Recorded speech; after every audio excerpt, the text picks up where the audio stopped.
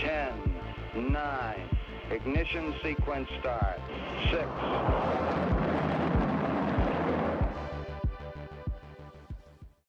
Hello, and welcome to Rocket Fuel, your daily update of everything that's happening in the Rocket Pool community.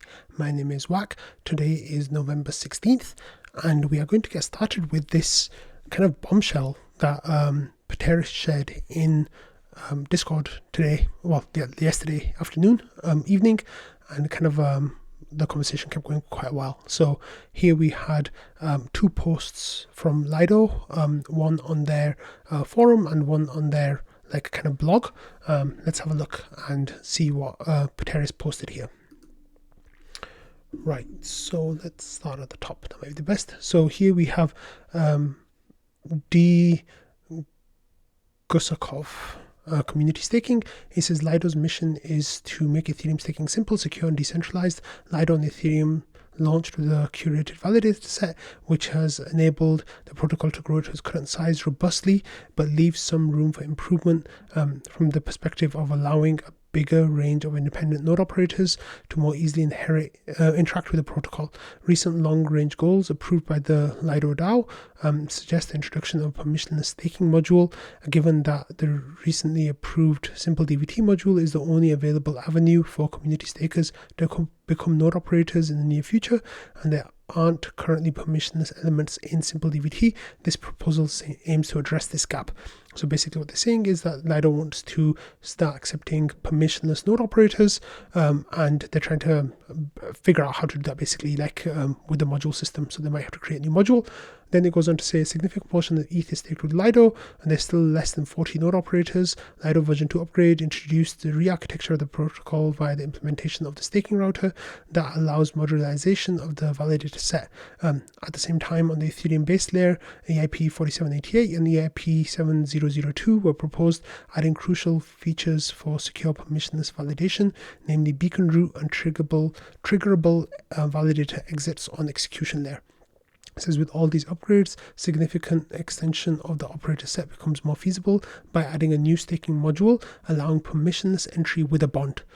Combining the permissionless entry with bond requirement has proven to be a great approach to validator set formation, while providing coverage for possible uses or inappropriate actions from the node operator side. It also makes node operators and stakers economically aligned. The actual bond size will be defined based on the state of relevant Ethereum upgrades and corresponding risk assessment research. So then there's a link to that risk assessment research, and we will come back and have a look at that soon. It says it is proposed to call the staking module Community Staking Module, CSM, to make it appealing for the solo staker and community stakers to join the CSM. So this is a key piece of information right here. It is proposed to focus on the following key value propositions. So execution day rewards and MEV are smoothed across the largest set in Ethereum thanks to SR architecture. Then they say that they'll have a competitive bond, friendly UX with low gas fees, only ETH, but in the form of ST-ETH for bonds and rewards, and it's more profitable than vanilla solo staking. So it says it's proposed to allocate up to 10% of Lido's stake to the CSM, and this will make CSM stake comparable to the largest permissionless staking solution on the market, Rocket Pool, to ensure security, reliability, and better battle test of the CSM. It's proposed to increase stake allocation starting from 1% gradually. And it says to ensure rapid start of CSM, it's proposed to utilize the stake allocation mechanism introduced by the staking router. Modules below target allocation with available capacity get stake first. Given that CSM will be below target allocation at the module launch, and since bonded validators are more appealing to the protocol regarding security and economic alignment, it is proposed to set the lowest exit requests priority for CSM validators. And this is a more detailed description of possible CSM design and decision drivers can be found in the CSM landscape. And then there's another link there as well. And then they go on to say, this is a team that's working on this, and this will help Lido implement a successful permissionless staking module, and blah, blah, blah, all that kind of stuff. So we got a whole bunch of Lido people saying this is great, this is fantastic, good job, asking like some questions here and there, but mostly was like, I really like it and this is cool and I'm super excited. And here, we had Zachary from the Nimbus team as well saying the Nimbus team is excited about this development, would like to make solo staking more accessible and desirable, and then kind of giving some information there as well. And then other people said, this is a good explanation, an awesome initiative, and that's great, and amazing and well formulated proposal, and the whole to the whole team. And then we got to Miko, and then I'll come back to that soon. Okay, so let's go back to Discord now and see what people were saying here. So this was in the friends channel, so it's a very not very well used channel in the Discord. It's where people from other staking communities can come and talk to rocket poolers and kind of share ideas and stuff. So Pateris here was mentioned this because it's Lido, it's a rival technically or whatever, competitor, and he mentioned in here. So then he started pulling out quotes from the articles, especially the community staking landscape, where it says, Rocket Pool is the leader and it's radically permissionless. Rocket Pool thrives a good solution for liquid staking with permissionless validator set by offering solo entry option similar to the one described above. While being one of the most robust solutions for permissionless staking, there are several aspects of the protocol design that are discussed by the community, namely additional RPL bond requirements and noticeable gas fees, on-chain interaction complexity, and amount of capital required as a bond. At the moment of writing, LEB16s and LEB8s are available, and then it tells you that it's 16 plus 1.6 and 8 plus 2.4 in RPL. This is nevertheless, the Rocket Pool team and community have done a great job of supporting independent Ethereum stakers. So allow for permissionless entry into Lido on the Ethereum node operator set and enfranchise solo staker participation in the protocol, provide coverage for the cases where bond provider for the individual validator is insufficient to cover losses, e.g. huge MEV stealing. It is proposed to associate a bond with the node operator and not the individual validator itself. So here Pateris' read on that is that Lido will be front-running mega pools, kind of the way that we will penalize the node at the node level instead of the validator level.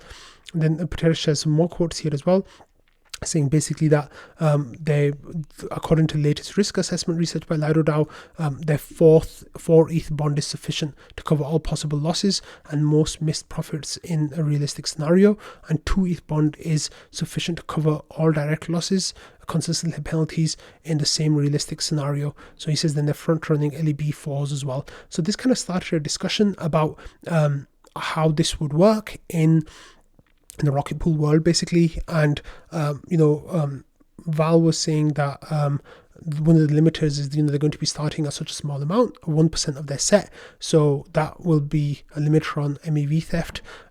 Also, there was talking here about Pateris was sharing that a lot of outside services will probably be getting incentives to start pushing the Lido CSM, like Dapnode, Avado, Ethereum, ETH, they may all get a cut.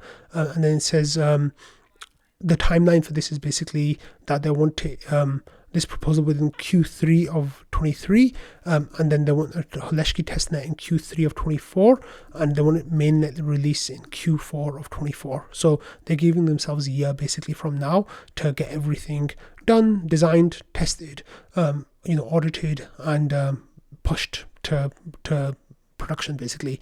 And then the discussion started with about how you have different kinds, how they're going to be setting up, and this is Pateris going to give a summary, right? Like they want a permissionless module. They're going to set the bond as 4 ETH as ST ETH. They'll have non-linear bonding. They'll have mega pools, and then others will racing support this because they'll get a cut, and LDO token won't be used at all with this. So then discussion really started about how this might be kind of eating away at other staking services. So here, Valdov says this module is a marketing expense for Lido, at least in the short term.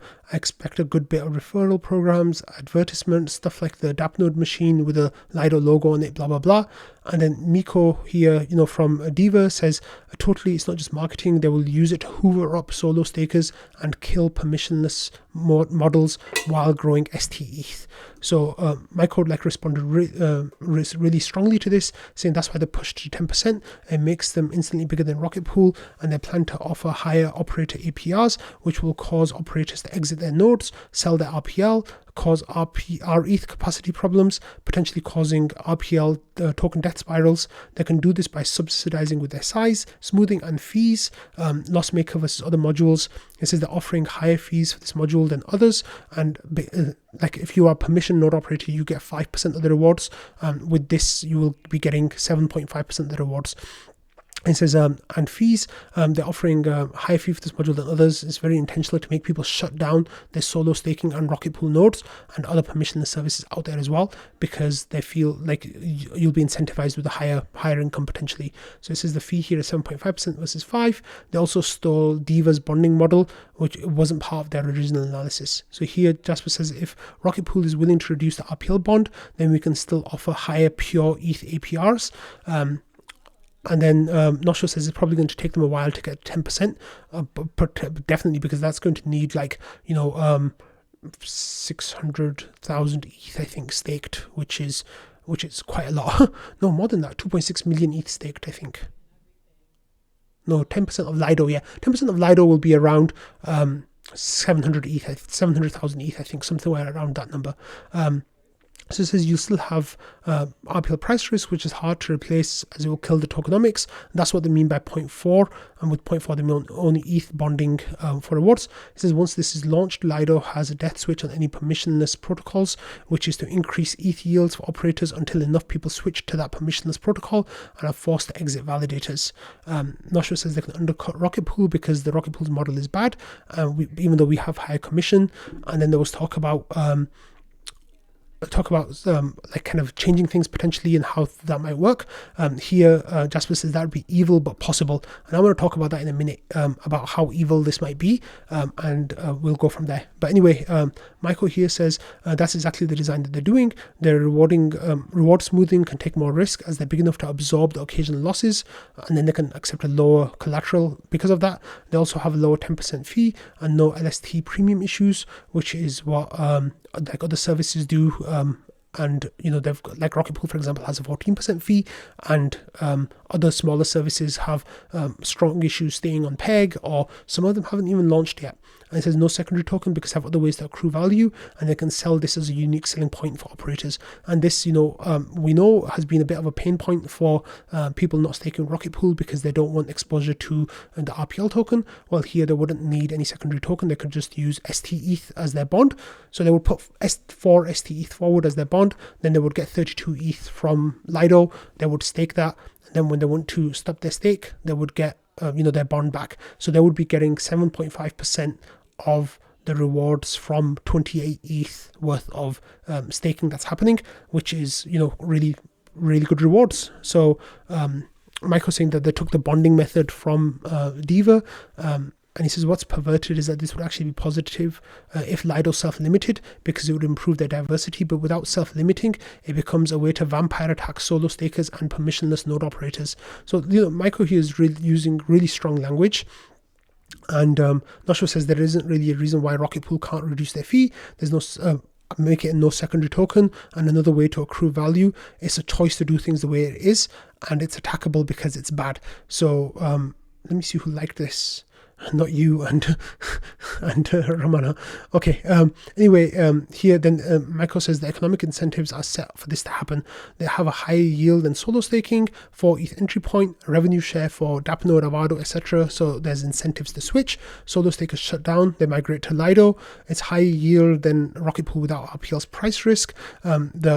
Rocket Pool operators shut down, rETH minting problems, rETH selling, less new pools, harder to incentivize RPL, death spiral. Lido eventually gains pricing power when everyone else is out of the game, and they can set fees higher to extract value or include LDO staking. Lido is unregulated monopoly and going the way unregulated monopolies go. So Nosho here says I have a hard time assigning evil intent to someone doing the things that I think we should have been doing for a long time. Let me see who liked that as well. Sat Baldwin, I don't know who that is.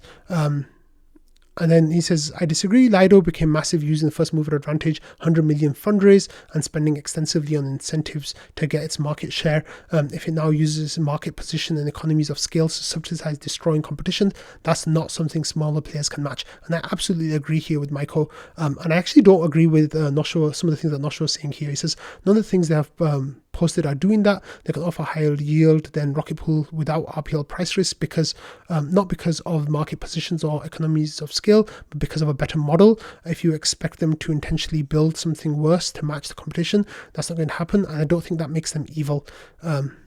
Okay, Romano. Yeah, he's being a troll.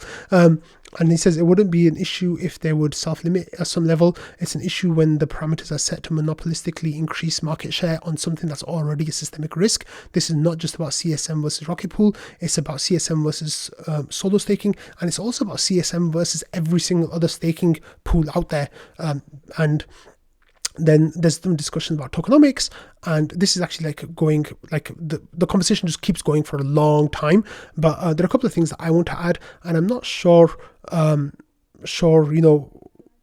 of if that's been addressed or not. I didn't quite fully follow all of this discussion because there was a whole lot to it. But Michael had a really nice post here on the Lido forum where he says, I want to signal strong disagreement with this proposal as the underlying incentives create systemic risk for Ethereum with potentially irreversible consequences. So this is, Lido has publicly positioned itself as a decentralized option to fight centralized exchange growth. However, this proposal clearly targets decentralized solo stakers and Rocket Pool by offering an increased APR, which is subsidized from Lido's monopolistic position. In its current form, the CSM would improve Lido's node operator diversity, but would have a negative net impact on the decentralized staking ecosystem, as it would incentivize STETH growth at the expense of a decentralized alternative. The really, really great points here. I really agree with him. That's my point. He says Gusakov pointed out the following selling points, which we talked about before. He says further, it proposal offers a 7.5% fee to node operators, which is higher than the 5% regular fee to permissioned operators, signaling the goal is to subsidize APR in order to convert operators from decentralized staking protocols. If this proposal uses a minimum bond of 2 ETH, as described in the DevConnect staking gathering talk, Lido operators will earn 2 times higher rewards than with solo staking 8% versus 4%, which results from 90% rewards from the ST bond and 7.5% from the remaining 30 ETH matching ETH provided. If 4 ETH is used, the yield will be 5.7%, which is still nearly 50% more than solo staking. So current rewards are 4%. Rocket Pool offers 5.5% approximately. Lido offers 5.7 to 8%. So this is a rational node operator observing this will shut down staking and Rocket Pool setups in order to migrate to CSM. This can cause massive and irreversible loss of decentralizing staking diversity for the only benefit of growing STETH. This is further aggravated by the possibility that Lido will provide financial incentives to solo staker software providers or node clients, which can drive their user experience to favor Lido installations over other decentralized alternatives. While this proposal could be net positive in a world where Lido is self-limited, the reality is that Lido continues to increase dominance with a stated goal to replace centralized staking.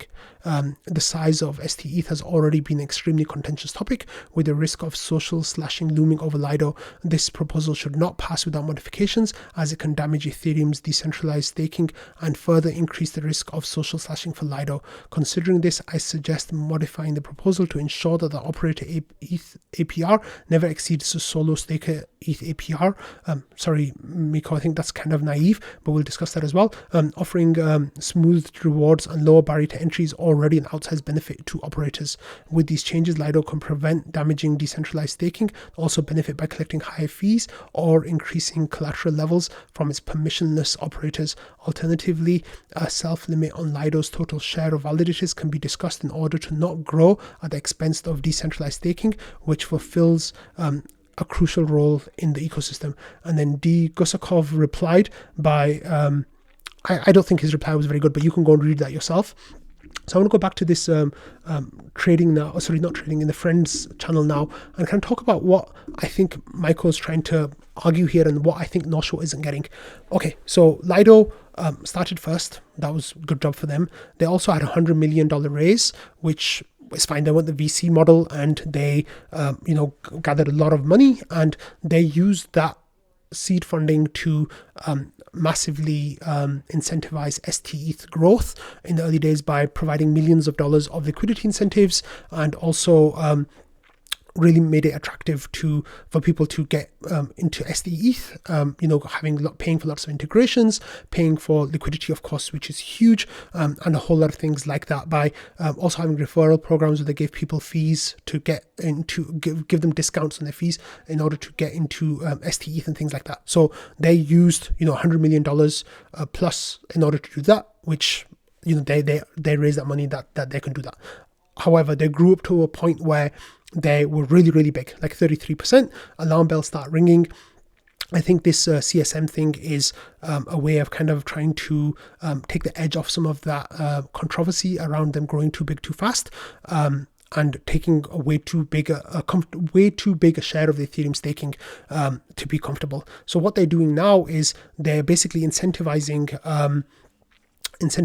Solo Staker, Rocket Pool, Diva, Swell, all these node operators, potential Stata, node operators for these services. Instead of going to those services, they might as well go to the Lido service, because they'll be getting much better rewards. Now, I think Noshua is being naive here by saying that this is not evil, because we've seen this happen in monopolistic settings over and over again. Now, I'll give you one big example that's very clear for people who've been living in the US. In the last 30 or 40 years, we've seen the story over and over again, right, of Walmart coming into towns. Now, what happens when Walmart comes into a town, right? Walmart, this has happened more, like 20, 30 years ago, but then you hear about it happening now, but they're already everywhere now, so it doesn't really make a difference anymore. So what happens? There'd be a grocery store, a pharmacy, there'd be a car service center, tire service, what other things, like hunting store, furniture store, clothing store. They'd have, a local town, population 10, 20, 30, 50,000 people would have all these different stores, right? And people shop locally and they're bought from those stores. And maybe, were they getting the best deal? Probably not. And would it have been possible for them to find better prices elsewhere? Most likely. However, that's the communities were built around these kind of businesses, and people really those communities were thriving. Then Walmart would come in, and instead of having all those different stores, you would just have a Walmart store. Now, what did the Walmart store have? It had your groceries, it had clothing, it had furniture, it had hunting supplies, it had car service centers, it had anything that you could think of, you could find under the Walmart brand. What else did Walmart have? Drastically cheaper prices. Now, they did this, they went into town after town, they started up, they lowered their prices, they accepted losses for those first year, 2 years, 3 years, 5 years. How long?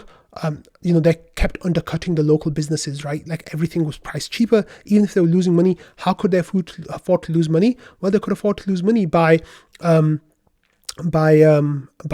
head office paying for it, right? Because they're vastly swimming in profits. So they could take that loss on that local scale, knowing that it was a waiting game between the Walmart, their prices being too good, and the local stores not being able to attract customers eventually. So, eventually the local stores would go bust.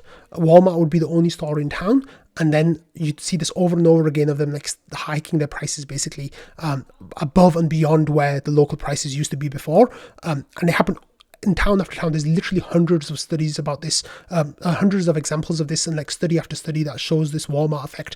Amazon have done a similar thing. They put bookstores out of business, and now in the US they've started opening physical bookstores.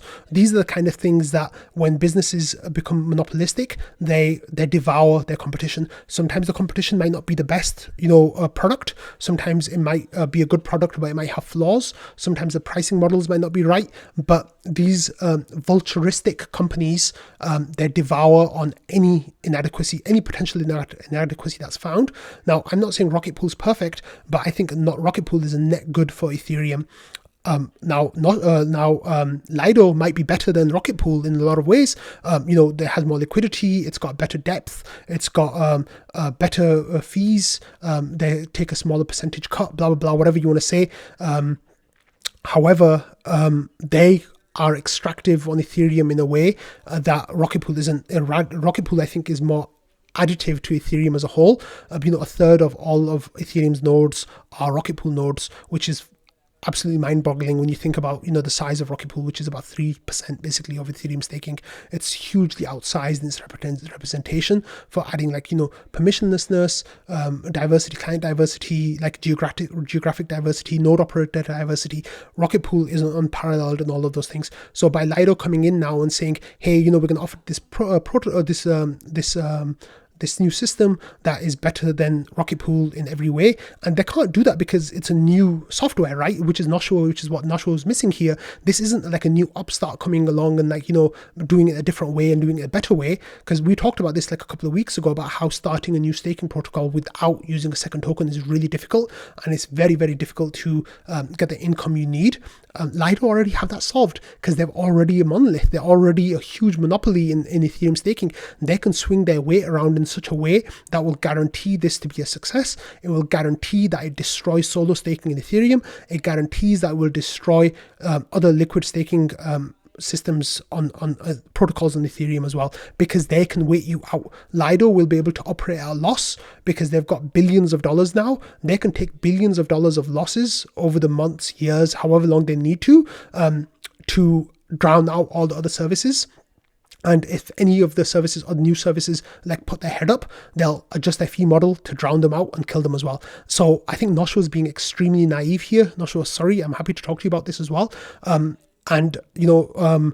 Jasper says that there's evil possible here, and I absolutely think that this is evil. And I'm not mincing my words. I'm happy to talk to anyone about this, about why I think this is evil, because we've seen this happen in the real world over and over again, where you get these monopolies and they come in and they try to take over everything. And I think we as Ethereans have been extremely naive on a broader sense about the evil of Lido, and we need to be speaking up about the evil of Lido way more strongly than we have been, way more strongly than we are. And we all need to see this as an existential threat. Michael was absolutely right when he said that this there's a threat of social slashing looming over Lido, and they don't care. They don't care. They will extract every bit of value they possibly can from Ethereum until they bled it dry, until it's left as a husk of a protocol. And that's what they're doing. That's what they're on track for. If you read the reply that Miko got on his post, when he said alternatively self-limit Lido share of validators can be discussed in order to not grow at the expense of decentralized staking, which fulfills a crucial role in the ecosystem. He says this topic has been discussed already, and check out should Lido and Ethereum be limited to some percentage of fixed stake, and that's when they voted 99% in favor of not limiting. So Lido has told you over and over again what Lido is, and Noshua, I'm so surprised, was taking this stance by saying that, and I'm kind of disappointed in that as well. But I think that we have to not be naive here. We have to see this as an attack on staking protocols. We have to see this as an attack on Ethereum. We have to see this as an attack on all Ethereans as well.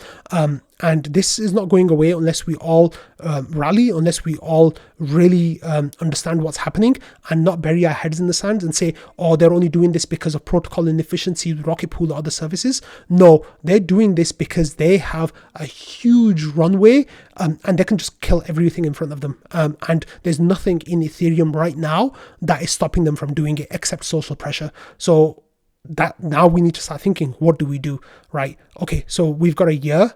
This won't be live until Q4 of 2023. So what does Rocket Pool do in that time? Rocket Pool can do a whole lot in that time. We've got a whole bunch of things going on. We're leaning even further into decentralization with the Houston upgrade. We've got mega pools coming. We've got LEB4s potentially coming.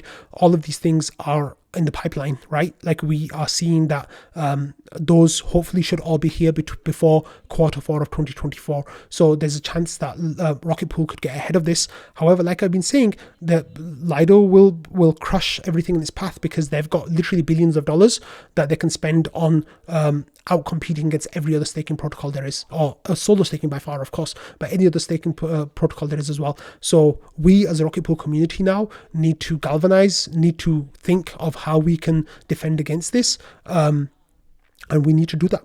we absolutely need to do that. So that, yeah, sorry about my rant, but not sorry, because we all need to wake the fuck up, basically, and see this for the evil that it is. And I'm really disappointed in Noshua actually for saying that, and I hope that I misunderstood what his point was. But even, you know, with the shortcomings of staking protocols, it's not enough to blame that when you've got vampires literally attacking you and sucking you dry. Like, you can't say, oh, he wasn't wearing his cross and that's why the vampire attacked him. There shouldn't be vampires to begin with. So yeah, maybe I'm just being naive as well, but that's how I feel, and I think there are a whole lot of us who feel that way as well. So let's do something about it. Okay, so Sneaky wanted you all to know that there are votes that are ongoing in governance right now. Will be finishing very, very soon. So if you haven't voted, you know, if you want your voice to count, please go and vote. It doesn't look like your voting will amount to much, because the votes are almost all like certainly going to pass. There's 9 hours left in the voting as of 8 hours left in voting as of recording this. In terms of the budget, that's 92% in favor, 8% abstain. In terms of deposits under the minimum, that's 99.18% in favor, 70 votes abstain, 47 votes against. And then with RPIP 30, here as well, we have 91% of votes in favor, 7.3% of votes abstain, and 235 votes, which is 1.62% of voting, which is against. And Joe voted as well, so that's really cool, because Joe hadn't voted yet. He says, we must make meaningful creation more attractive. I wish we could have been faster to be honest, directionally good and hopefully widely agreeable. So that's really great. Yeah, so if you haven't voted and if you want to vote, then go vote. Of course, there'll be POAPs for these votes as we've been having recently, so you know, do it for the POAP if nothing else. But yeah, if you haven't voted, go ahead and vote there. Okay, what do we have here? We have some integrations to talk about, and one of them here, Jasper shared this news. So let's go to the tweet and see what it says. It says compound governance. They're saying that proposal 192 has passed with quorum. 192 adds rETH as collateral to CWETH version 3 on Ethereum mainnet. This proposal can be executed in 2 days.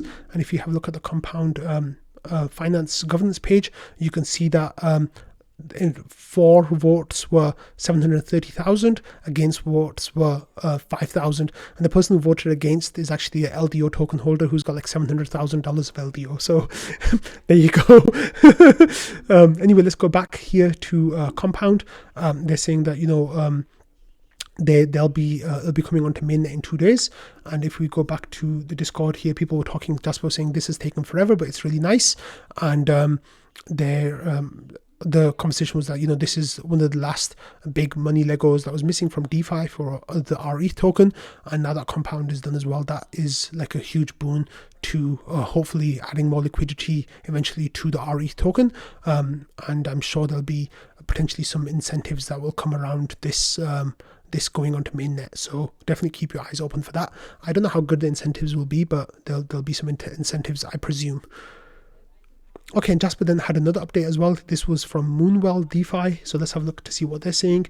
So Moonwell saying that MIP B10, I guess that's Moonwell Improvement Proposal B10, has been submitted for on-chain voting. This proposal seeks to introduce a new market for Rocket Pool's rETH on Moonwell on build-on-base deployment. So if you have a look, they've got like a whole analysis that they've done with that. And they're talking about like what the curves will look like, and borrow and supply and all that kind of stuff. So if you are curious about Moonwell, I've never used them. I've never really interacted with anything that they've done. So please keep your, do your own research. But you can go and have a look and see what they're doing.